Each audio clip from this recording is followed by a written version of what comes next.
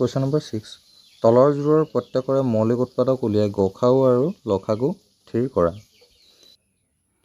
321 যদি আমি উৎপাদক বিশ্লেষণ কৰোঁ তেতিয়াহ'লে আমি পাম 3 গুণ 3 ইয়াত নাযায়, গতিকে 3 7 গুণ 21 107 এটা মৌলিক সংখ্যা।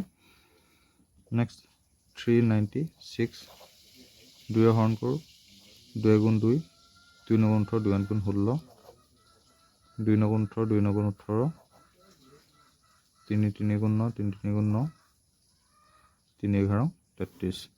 তেতিয়াহ'লে আমি কি পালোঁ 321 ইজ ইকুৱেল 3 ইনটু 107 আৰু 396 মানে পাইছোঁ 2 ইনটু 2 ইনটু 3 ইনটু 3 ইনটু 11।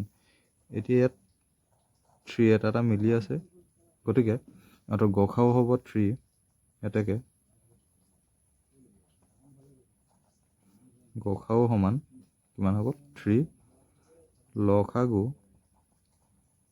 সমান ফাৰ্ষ্টত গসাগু লিখি ল'ব লাগে আৰু বাকী যিমান সংখ্যা আছে গোটেইখিনি লিখি দিব লাগে, অৰ্থাৎ 3 into 107 into 2 into 2 into 3 into 11। গোটেইকেইটা যদি আমি পূৰণ কৰোঁ তেতিয়াহ'লে আমি পাম 42,372। এইটো গ'ল ইহঁতৰ লসাগু। নেক্সট কুৱেশ্যন আছে 455 এণ্ড 42। 455ক যদি আমি উৎপাদক বিশ্লেষণ কৰোঁ তেতিয়াহ'লে আমি পাম 5 7 আৰু 13।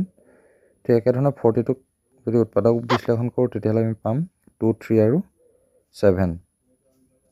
ইয়াতে মাত্ৰ 7 মিলি আছিলে, গতিকে 7 আমি মিলাই দিছোঁ।